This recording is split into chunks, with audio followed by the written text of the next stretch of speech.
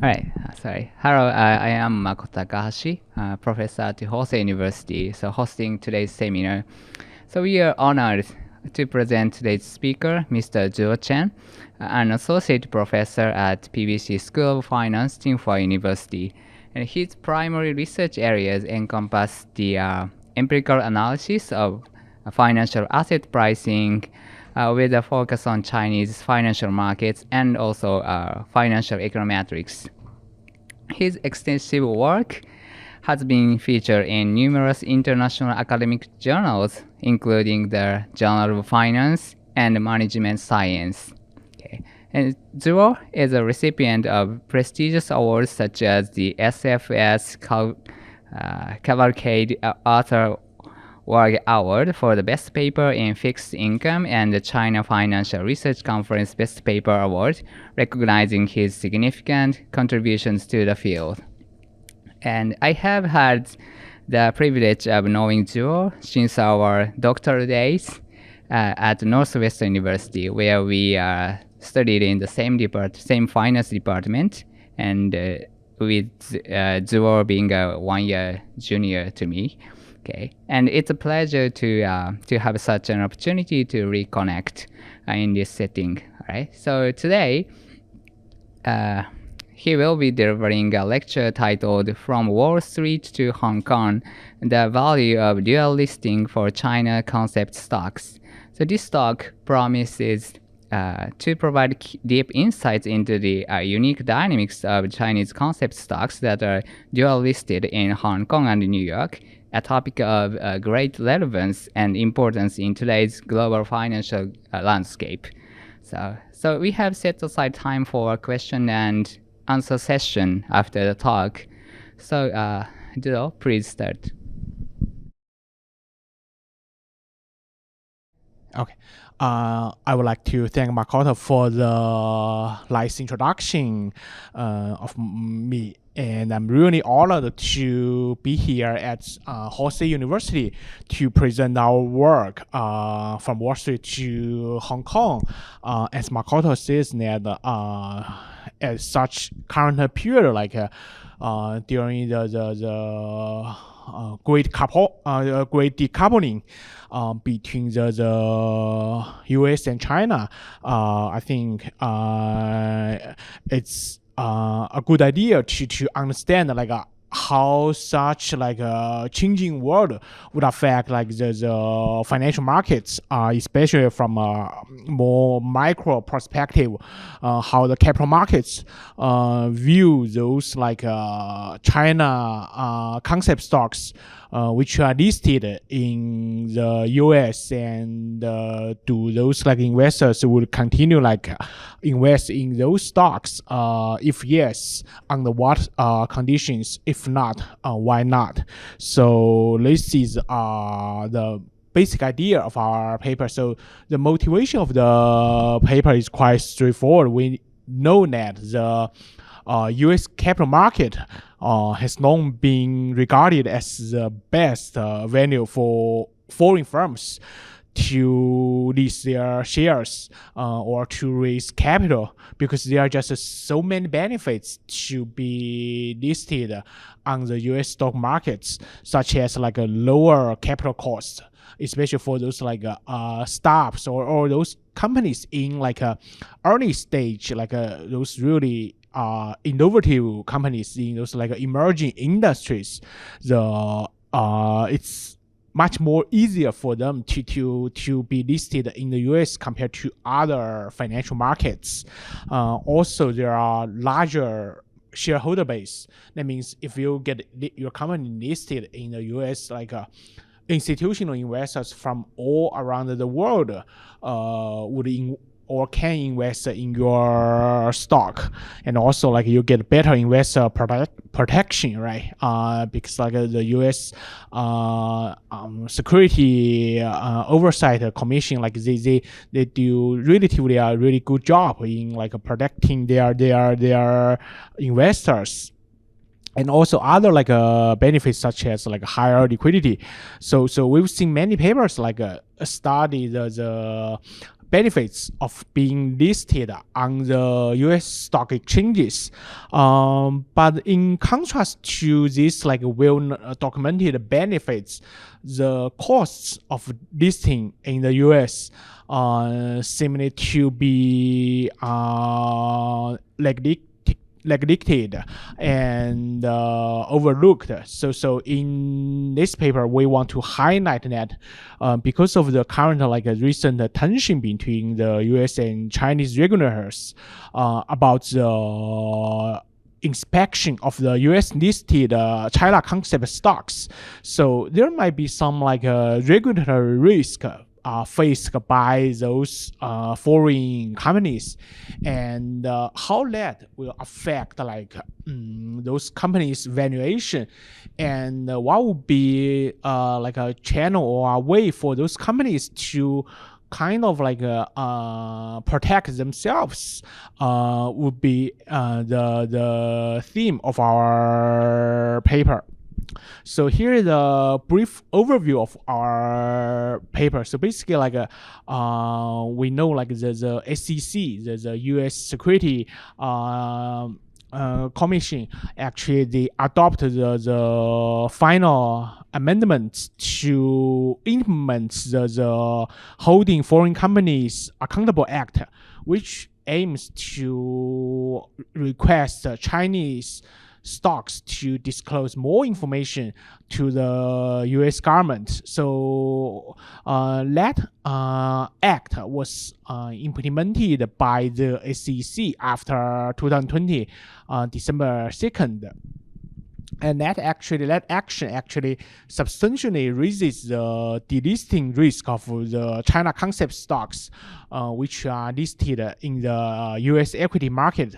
So we use this event as a policy shock, and we want to quantify the value of dual listing of those China concept stocks. So basically, while most China concept stocks, they are only listed in the US, but some of them, they also dual list their shares in Hong Kong. For example, those famous examples including Alibaba. But Alibaba has shares listed on the US stock exchange, but also listed on Hong Kong stock exchange.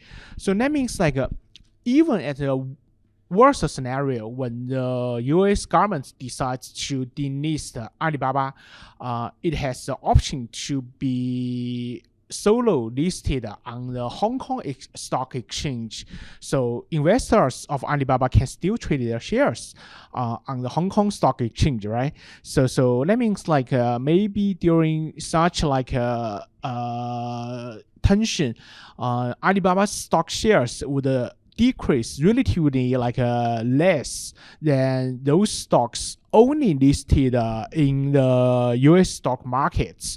So that's the basic idea of our paper. We want to quantify, suppose two stocks, they are identical. One stock has a dual listing status in the Hong Kong stock exchange, and the other stock is only listed in the US. What would be the value of such dual listing status? So we use classic diff analysis. We view those dual listed China concept stocks as treatment group, and the remaining solo listed China concept stocks as a control group. And we estimate that for those dual listed stocks, the dual listing status actually creates a value of 50% over a 3-month window.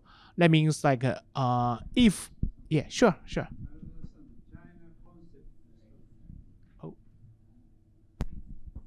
Just I don't understand China concept stock. What do you mean this? Sorry. China concept stocks. That means those stocks. They are basically established in China, and those companies they do business in China, but they are listed in foreign capital markets, like including like the U.S. capital market, especially U.S. capital markets, but also like offshore capital markets such as Hong Kong stock markets. So their business is in China, but they are listed not in mainland China, but in foreign exchanges. That's the China concept stocks in our paper. Yeah, so then we find that like the average donor value of the Hong Kong dual listing status, or we call it Hong Kong backup, is worth like $8 billion on average for those companies who have the dual listing status. So we did a lot of robustness and placebo tests, and I talk more about that during this talk. So because of the time limit, I would just briefly discuss like the previous literature. So our paper is related to 3 strands of literature, like including the international cross listing. But usually people study like the benefits of cross listing. We use the SEC's policy shock to establish like what would be the cost of regulatory risk if we like those companies face like a serious delisting risk from the U.S. stock markets. And also we studied the cross-border regulation effect of the PCAOB, which stands for Public Companies Accounting Oversight Board. This is an organization of the US. Basically, it oversees the accounting companies who provide like the accounting reports or financial reports for those like US listed companies. And I discuss more about what that institution does like in a few minutes. And lastly, our paper is also related to the growing literature on the effects of US-China great decoupling, which seems to happen right now. So here's a brief history of China concept stock. So we know China's economic reform and opening started after 1978. So after that, like foreign direct investment increases by almost 20 times from only 1.4 billion in 1984 to almost 30 billion like 10 years later. But actually the financial market opening happens 10 years after the economic reform and opening, because the government thinks like the financial market is more critique and there might be more risk associated with the financial market opening. So after 1993, like the Chinese companies, like they do business in China, they started like being listed on foreign exchanges, including Hong Kong and US.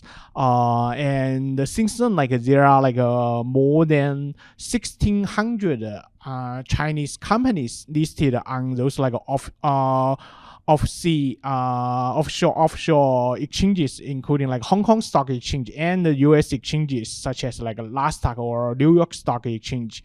And those companies from their IPOs have raised like more than $450 billion. So they did a great job to get into the global financial markets. But why they want to get listed on other stock exchanges, right? Why they want to list in New York Stock Exchange instead of like maybe just Shanghai Stock Exchange. So basically, there are three phases of like the overseas listed Chinese companies, or in our paper we call it like China concept stocks. Like in the late 1990s, like the central governments promotes like those like large SOEs, state-owned enterprises, to be listed overseas to enhance their marketization and international perspective, right? So such as like PetroChina, like a China Mobile, those like huge state-owned companies, they got listed in like New York Stock Exchanges. And then a few years later, after China's entry into the WTO in 2001, those large state-owned banks actually were listed overseas or offshore. They want use listing on foreign exchanges to develop modern risk management system and improve their operational efficiency. So that's a second wave of the being listed overseas.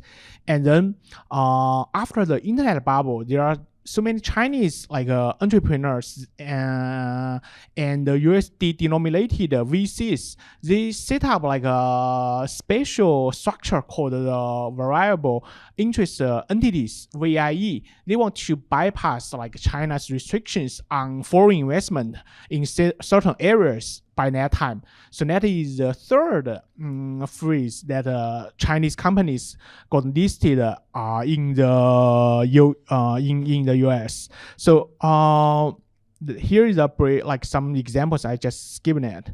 And if we look at like the market cap or the total market capitalization of US listed China concept stocks, we can see it grows from almost zero in 2008 to like the historical high by the end of 2020, which is about like 20 billion US dollars, accounting for about 4% of the US capital market. And then we see the Holding Foreign Companies Accountable Act, and then like the market cap started to decrease significantly. So by the end of 2021, we only see like about like 2.3% of the market cap composed of those like US listed China concept stocks. So the same applies to the IPO. We can see like historically there are just many IPOs happening for those China concept stocks. They got listed in the US, and we can see like the blue bar here. They are the IPO proceeds. And 2014 we see a huge jump here. This is like by that time that was the largest IPO in the world, the IPO of Alibaba. So we can see like China concept stocks. They were popular like over the past decade before the US government introduces the Holding Foreign Companies Accountable Act. So then like why like those like Chinese companies, they want to be listed in the US? Then it comes to the VIE structure.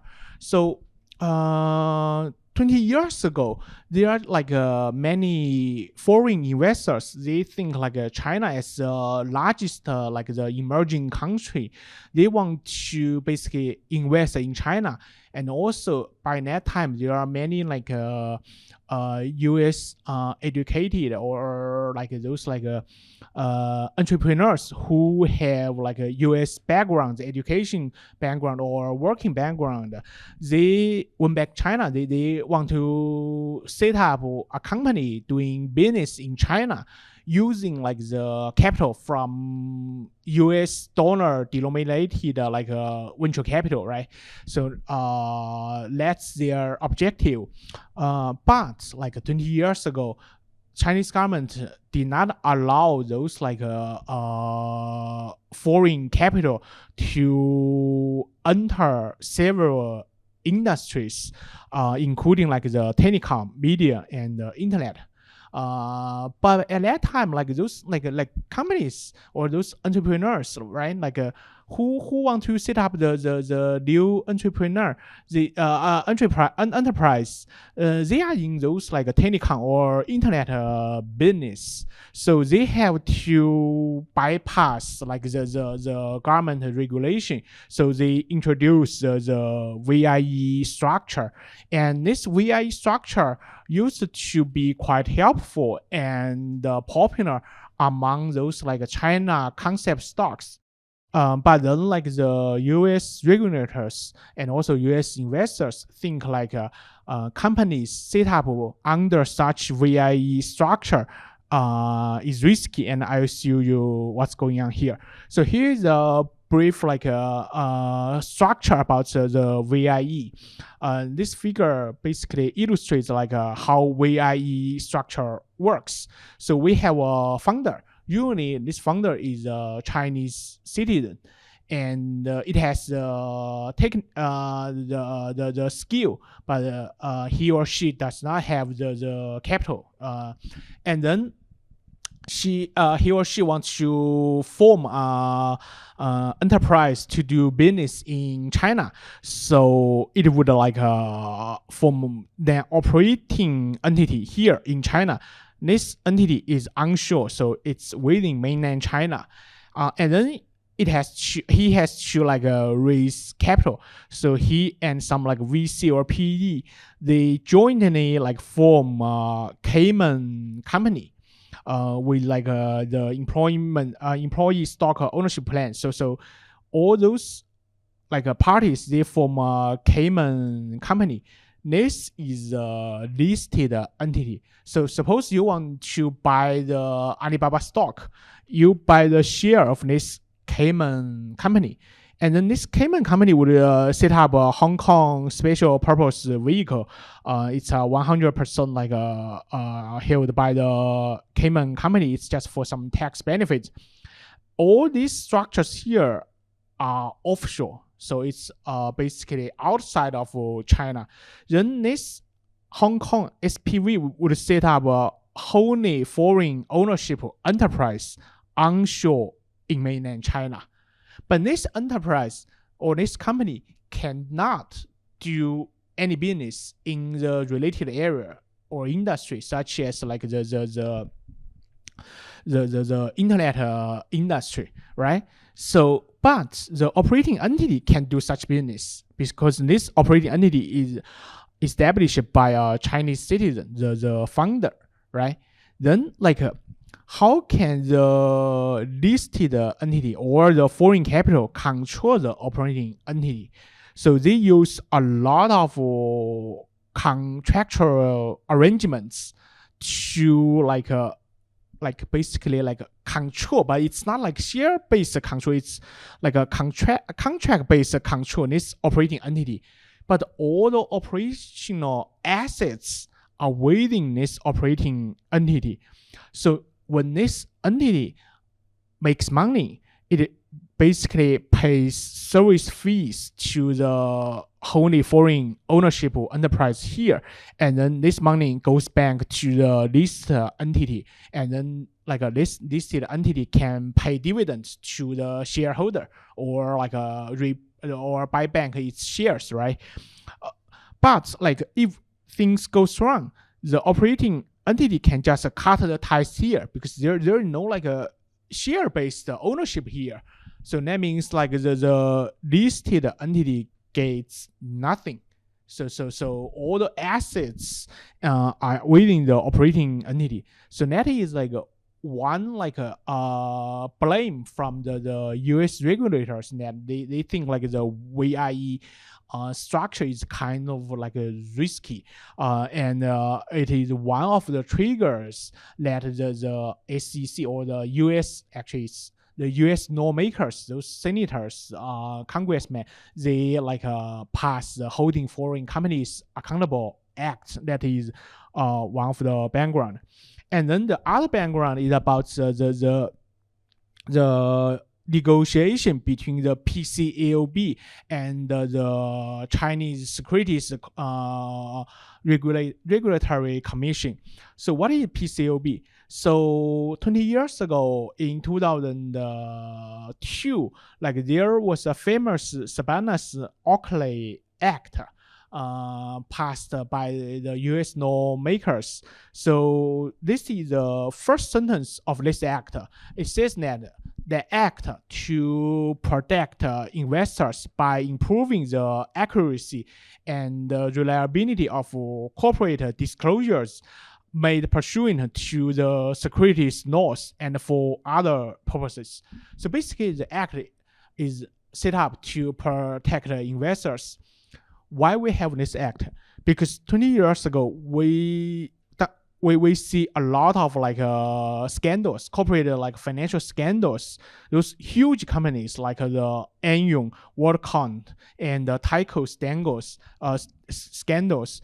And before those scandals, like investors make investment decisions based on financial supports, and they assume financial supports are true and accurate because financial reports are signed by the accounting companies. But then it turns out that like some accounting companies, they do bad things. They do not like work in the benefit of investors. They basically work for kind of like work for the companies who hire them to issue the financial support. Then like the lawmakers, the U.S. lawmakers, they realize that they passed this like a Sarbanes-Oxley Act, and then they set up the Public Company Accounting Oversight Board. This board, the objective of this board or the responsibility of this board is to oversee those accounting companies. They want to make sure those accounting companies do not do bad things, do not like hide something or make like a fake disclosure for the companies. So this is a non-profit corporation overseeing like audits of public companies under the guidance of the SEC, the US like the security regulator, right? But we know like there are just so many foreign companies listed in the US stock exchanges. So that means like if the PCAOB wants to like regulate or audit accounting companies for those foreign companies, it has to make arrangement, like a regulatory arrangement with foreign governments, right? Otherwise, like foreign governments may not allow them to oversee like the accounting companies like located within a country, right?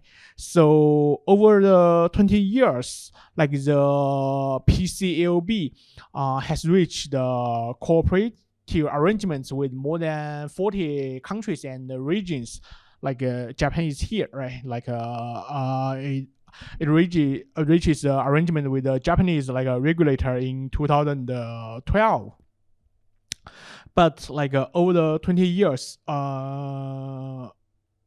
China and Hong Kong, the regulators in China and Hong Kong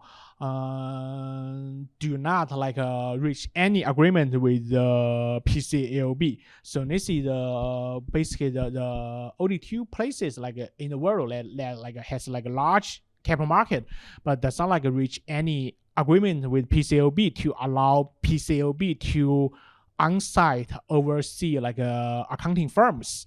Then like after decades like debate between the Chinese and the US regulators, like US lawmakers decide to pass this like Holding Foreign Companies Accountable Act. Why is that? Because first, like dozens of China concept stocks or Chinese companies, they were accused by short sellers for financial frauds and some of them actually turns out to be true. For example, like in 2020, like Luckin Coffee acknowledged like 310 million of fake sales, and quickly was delisted from the US stock last stock. And therefore, basically all those debates and the tension, including the trade war between US and China, actually accelerated the approval of the bill by US lawmakers. So then we have the Holding Foreign Companies Accountable Act. So even the act per se is for all the foreign companies, but its objective is to require more disclosure for those China concept stocks which are listed in US but doing business in China. So there are major mainly three pieces of contents of the Holding Foreign Companies Accountable Act. The first is to allow PCAOB to conduct on-site investigation on audit firms, like those accounting firms, and then it requires PCAOB to have full access of the audit paperwork. So that is the materials, the raw materials for accounting firms to create or to write the financial reports. And then it requires some additional disclosure requirements for Chinese issuers or those Chinese China concept stocks. Then after the bill was proposed, and then it quickly passed the US Senator in May 2020, and then it was signed by the President Trump in late 2020. And 1 year later, the SEC finished the final amendments of to implement the HFCAA, the Holding Foreign Companies Accountable Act. And then the first provisional list of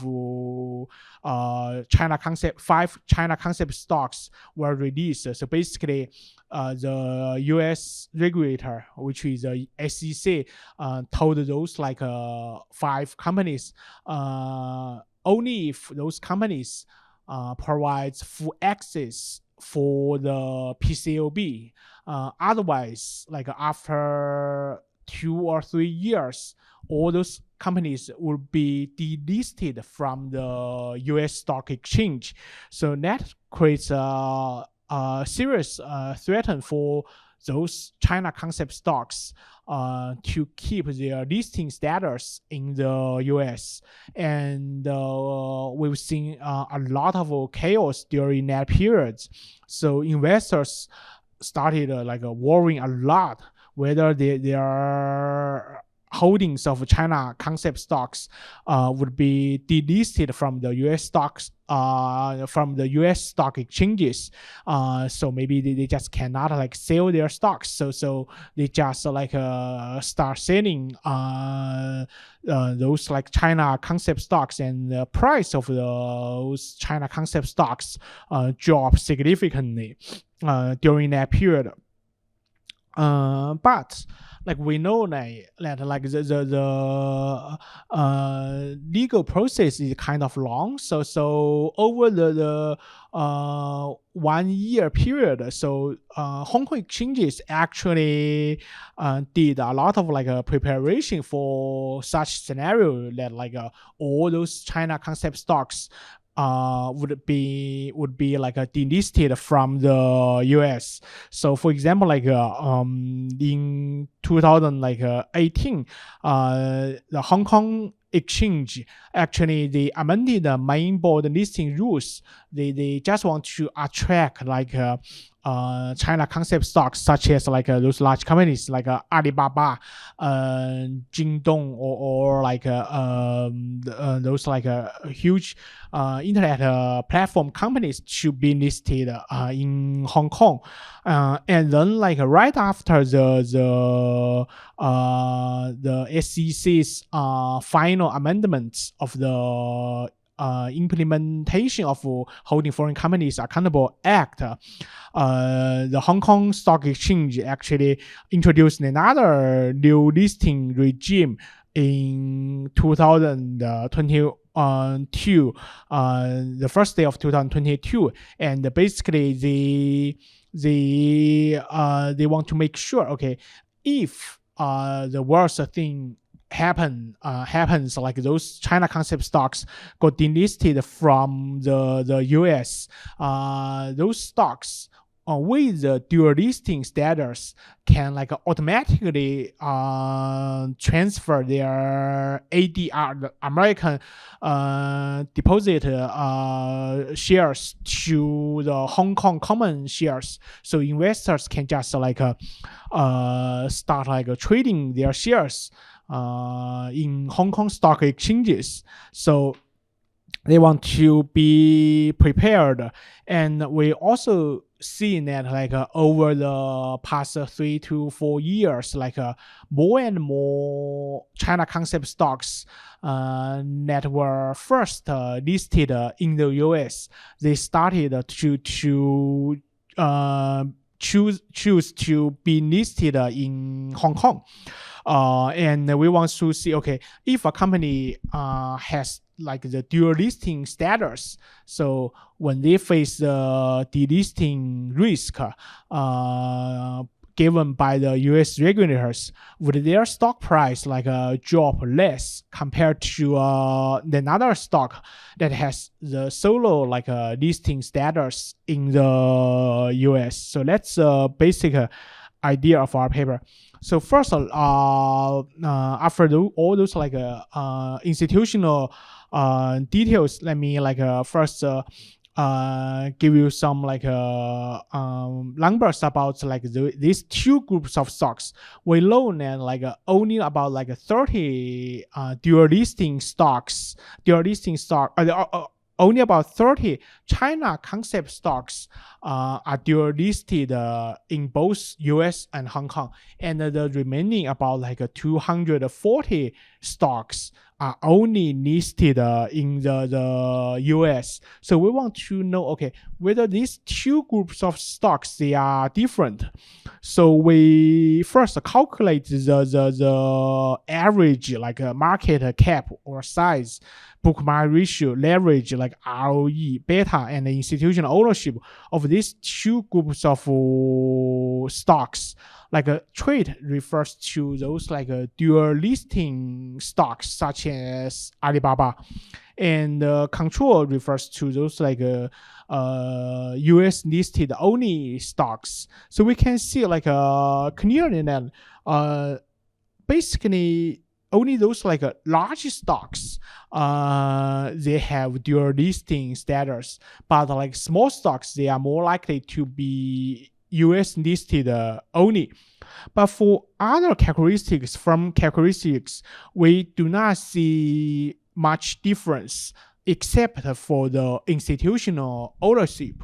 We can see like for the dual listed stocks, like they have much higher institutional ownership.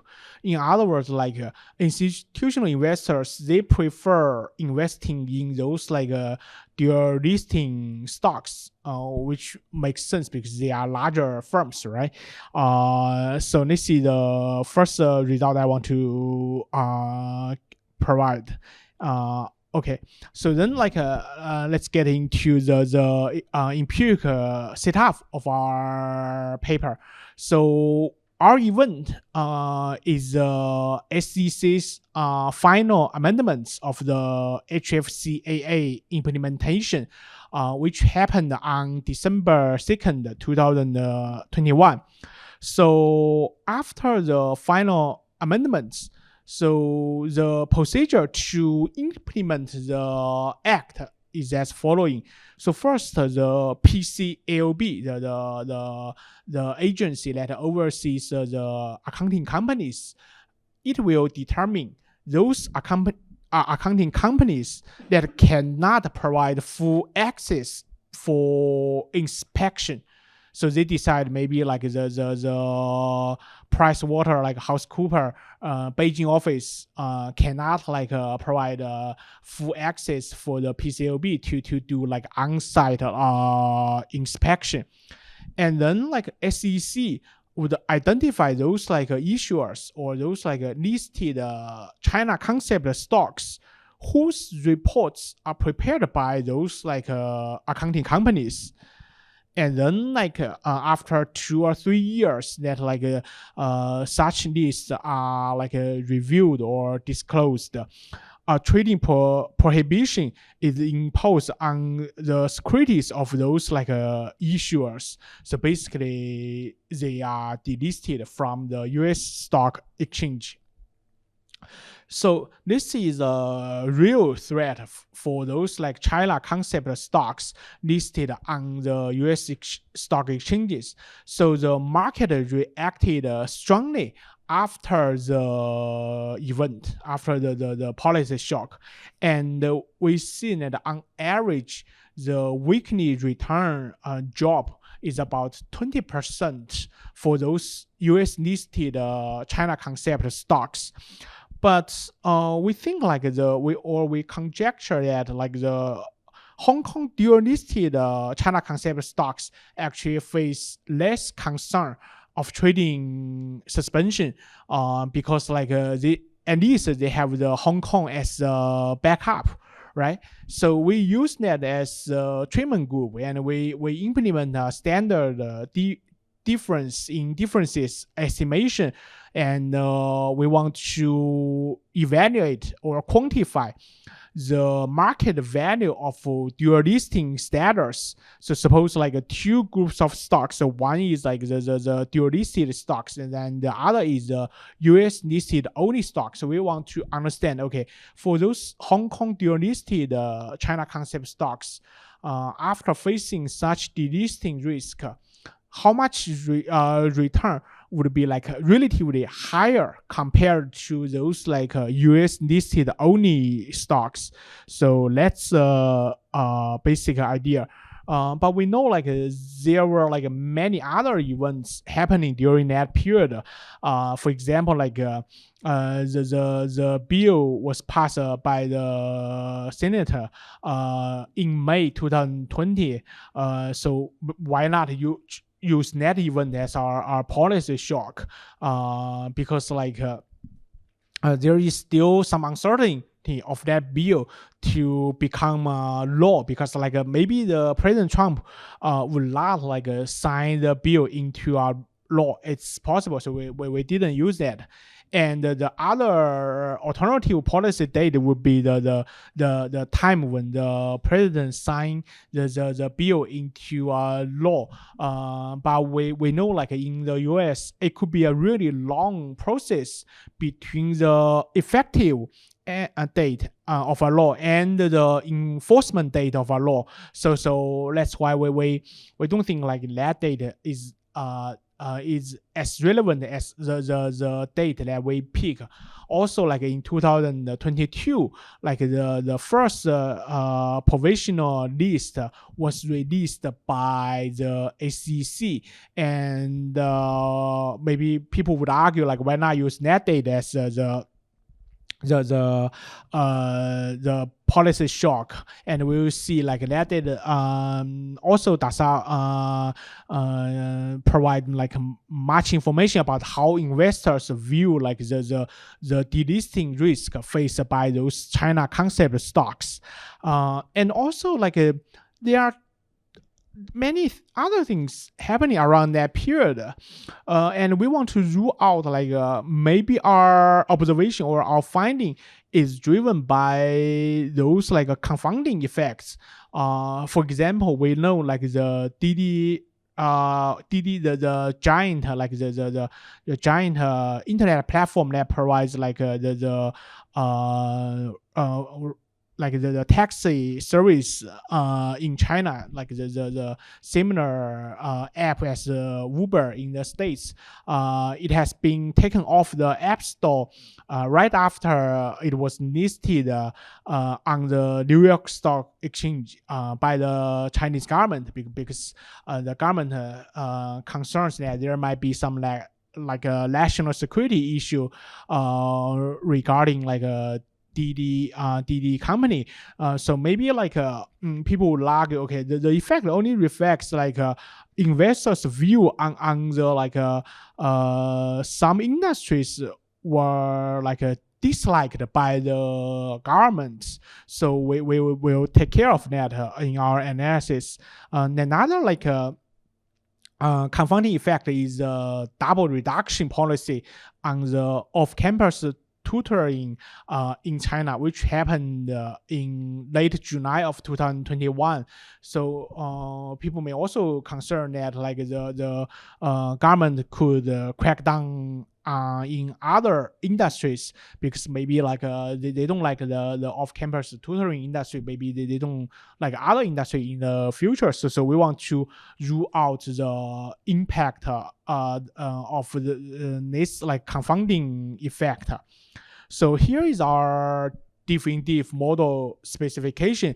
So our like left-hand side variable is the daily cumulative excess return of those like China concept stocks. We use like a raw excess return. We also use abnormal returns with respect to the CAPM or from our French three-factor models. And this is our dependent variable. Our treatment group is quite straightforward. Those like dual listed companies, we put them into the treatment group. And the post is just the date after the SEC's final amendments of the Holding Foreign Companies Accountable Act. And then we add a bunch of like fixed effects because we want to rule out those like confounding effects that could like trigger our results. And we also add like control variables. And our sample period is from September 2021 to March 2022. Basically, it's like a 90 days window around the event date. So that's our definitive setup. So here is our main results. So if we look at the first two rows of this table, so here in the first column, we basically like provide the vanilla empirical setup. So we only include like the fixed facts.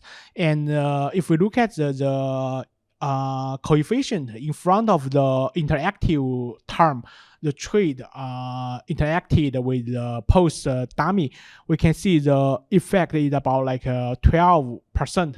That means like compared to US listed only China concept stocks, a dual listed China concept stocks such as like Alibaba, its returns, it's like 3 months cumulative returns is about like 20% higher. That means like even all companies, all China concept company stocks, they face delisting risk, but the investors think like the dual listing companies, they face like less risk. So we see higher post-event returns for those like dual listed companies. And then we in the second column, we add like control variables. The results are similar. And then we know that those like dual listed companies, they are larger firms. So it's possible that it has nothing to do with the dual listing status. Our results just reflects that like after the policy shock, investors think that those like smaller firms, they are riskier, and the those like US listed only stocks happen to be smaller firms. So our result is just reflects the different market reactions for small and large firms after the policy shock. So to rule out such like a concern, we add the size interacted with weak fixed effect. So if our result is only driven by the time varying size effect, after we introduce this fixed effect, our result should disappear, but we don't see our result disappearing after introducing like the size interactive with the weak effect. And another possibility is that because we know like the governments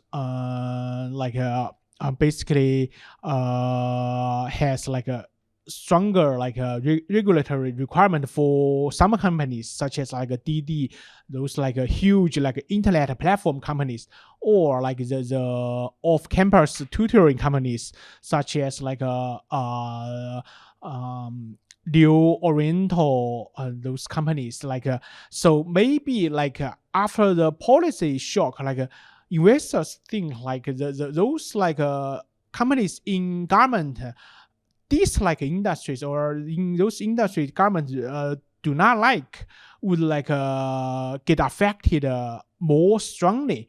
So that's why we observe like those treated group like has stronger have higher return after the policy shock, just because like they belong to some like industries that governments like.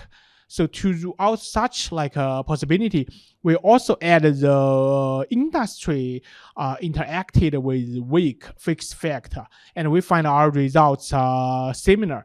So in the last column 6, we include the industry size and weak three-dimensional interactive fixed effects, and eventually we got our estimation to be around 15%, and the number keeps similar even we use CAPM adjusted excess return or from a French three-factor adjusted return. So this indicates that like our results seem not to be driven by like size effect or industry effect. That could be time variant, right? And even that, like we let's see just the parallel trend. I just skipped that due to the time limitation. So even that, like people will also argue, okay, because like we cannot fully control for the size effect, because we can only like assign stocks into like 3 or 5 size groups. So maybe our results are still driven by like those dual listed stocks. They are larger stocks and they are just better companies. So that's why when the shock comes, their returns are higher than those like smaller or like worse companies. So to do more like things about this concern, so we used another alternative group of traded stocks. So we know that like only stocks meet some criteria provided by the Hong Kong Stock Exchange can choose to dual list their shares. That means like some stocks, they are qualified for dual listing, but they choose not to be dual listed. So if our results are driven by like the stocks different like a size or stocks different like characteristics, then if we only focus on those like dual listed only focus on those like qualified stocks, we should not observe like return difference if we use qualified but not dual listed as a control group. So in the first column, we change our control group to those stocks with qualified dual listing status, but they are not really dual listed. So for example, like Pinduoduo, it's a huge company in China. It does similar business as Alibaba in China. It has not been dual listed in Hong Kong Stock Exchange, but it's definitely qualified for the dual listing. So we use those stocks as our control group. So basically now the dual listed stocks and the qualified but not dual listed stocks, they have similar size and similar firm characteristics. And we can see that our results are quite similar. So that means like our results are not driven by the stock characteristics. Otherwise, we would not see like the similar results. And to make the point more convincing, so we also did a regression. Like if we look at the last column, what we did here is like we use those like qualified but not dual listed stocks as our treatment group, but use those like unqualified stocks as a control group.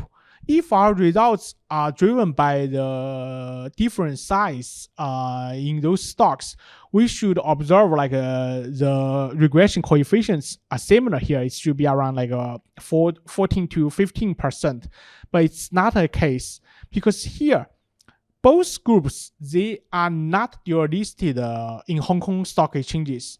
But group 2, they are large stocks. They are qualified for the dual listing. Group 3, even they want to be dual listed, they just cannot. They are small stocks. They are not qualified for dual listing.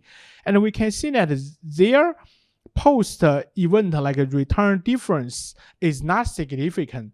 That means like our results are unlikely to be driven by stock size.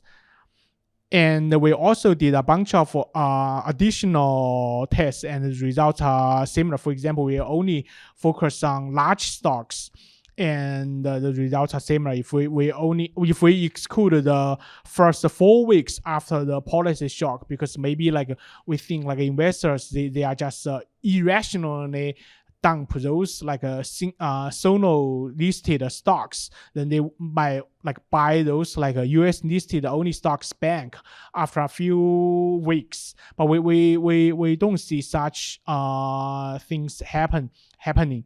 Like they just sell those stocks, and the stock returns of those like US listed only stocks, they are like just lower than the dual listed stocks. And we also only keep the voting right variety rights structured stocks. That means like we only keep those stocks with like AB shares, and the results are similar. We also look at longer event window, and the results are also similar. And we also did a bunch of placebo tests. For example, as I mentioned, like we use alternative policy dates, such as the date when the senators like pass the bill, also the date when President Trump signed the bill into an act, and also the date when the first set of 5 stocks are disclosed by the SEC that they might get delisted by the SEC, and we do not see clear results. Like one thing we don't understand now, we still don't understand now is like if we look at like the results here, like it seems like after the provisional list was released by the SEC, those like dual listed stocks actually experienced like lower returns after event. We don't know why. We are still working on that. So any comment would be quite helpful. And also we use like the double reduction policy as an alternative event date. We find similar results. And we don't see like a clear effect on the stock liquidity. Okay, so let's see the last figure. I skip the rest. So and after the policy shock here, this figure gives like the number of shares of those like China concept stocks that are delisted in the US. We can see that over the past 2 to 3 years, basically the fraction of shares of China concept stocks shares decreases. That in terms of like US deposited shares decreases because like maybe investors they think it's not that like safe to just leave the shares in the US stock exchange. Maybe those companies eventually will get delisted from the US stock exchanges. So they started to move their holdings to the Hong Kong stock exchange. And if we look at the trading volumes, we see similar patterns. So basically, investors like started to trade their holdings of China concept stocks in Hong Kong instead of like in the US. So that's pretty much I have for today. So basically we find like after the SEC started to implement the HFCAA, the investors think like those stocks with like dual listing status seem to be less risky, so their returns are higher during the 3 months period after the policy shock. So thank you very much. Okay.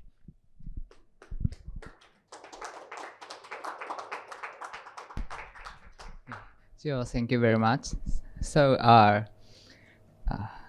now let's turn to the Q&A session. So is there any question?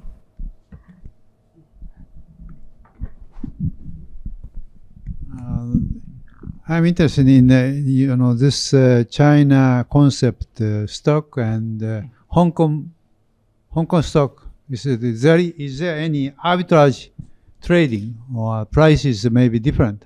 No, nothing. Actually, there is some like a little bit like a price differences. If you look at like the Alibaba share in the US and Alibaba share in Hong Kong, every day there is like a small price difference, and I don't know why. Actually, for Alibaba it's small, but for some companies it could be large. So maybe like I guess maybe it takes time for you. Say suppose like the US part is cheaper, Hong Kong part is more expensive. You for an arbitrager, you buy in US and then sell in Hong Kong. Maybe it takes some time to do this. So transfer your shares from American deposits shares to common shares in Hong Kong. But I don't have a good answer yet.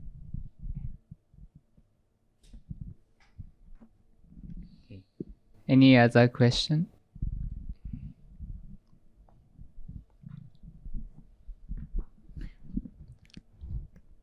I'm Kim at Hostel University.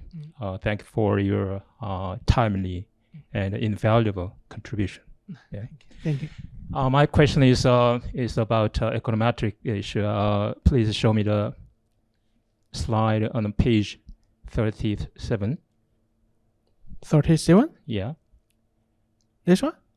Right. Mm-hmm. Okay. If we apply a DID analysis, 2 assumptions are required. Should be met. The first one is, as you might know, parallel trends assumption. Okay. There is another assumption which is kind of hidden and likely overlooked. Okay. There is no anticipatory effect. Okay. If we look at this table, there are a bunching or clustering of dual listing right before the December 2nd, 2021. So I understand that you checked the parallel trends assumption already. Okay, and then what are your thoughts on the no anticipation assumption? Okay.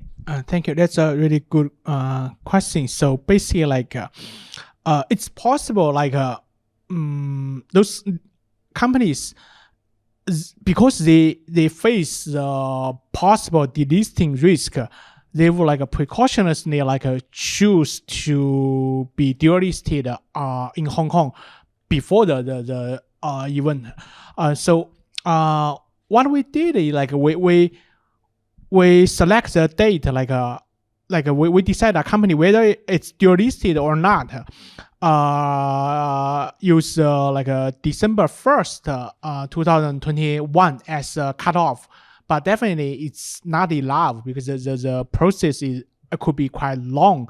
We try to use an earlier date. For example, maybe we use like 2019, like before like the threat is so like serious.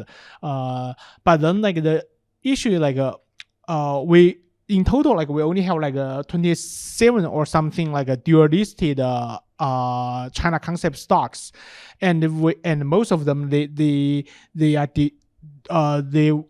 were dual-listed like after 2020. So if we do that earlier, our treatment group would be much smaller, and we would lose our statistic like significance. So then that's a good question. We'll try to do some like maybe simulation or something like a placebo to see if the catering effect is a really a huge concern. How much our result might be driven by like investors, like listed companies like a self selection or choice of the being dual listed. Yeah. Thank you. Thank you very much. Okay. Any other question? Okay.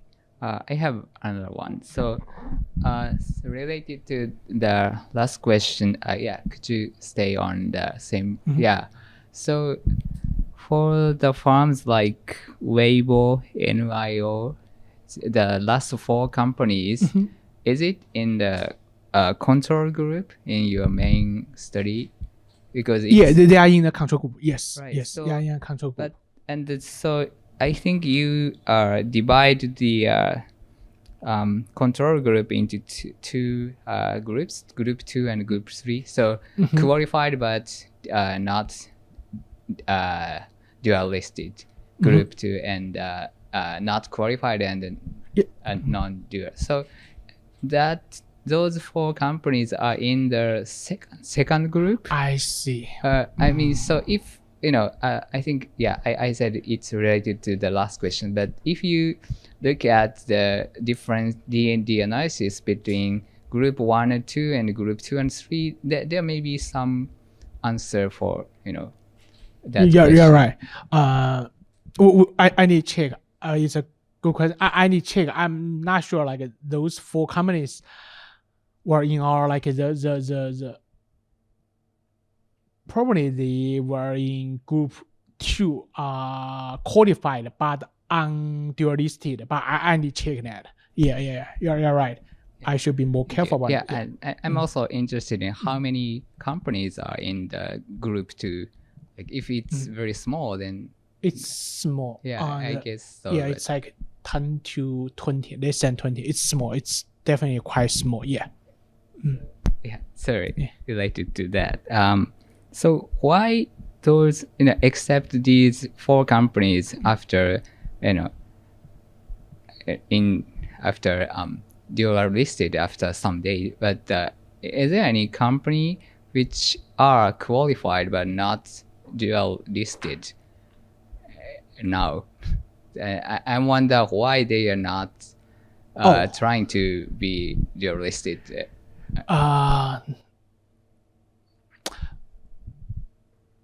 To be honest, like from my like discussing with like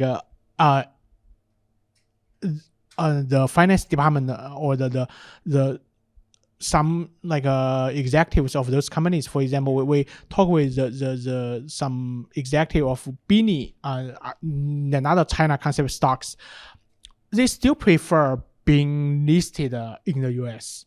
It's from their perspective, it's much better to be listed in the US only compared to be dual listed. Like the liquidity is better, like the funding cost is lower, which means like the valuation is higher. So if they could choose, they want to be only listed in the US. Yeah. Thank you. Mm-hmm. Okay. So it's almost time. So any other question? Okay. All right. So now thank again the speaker. Thank you very much. Thank you. Thank you.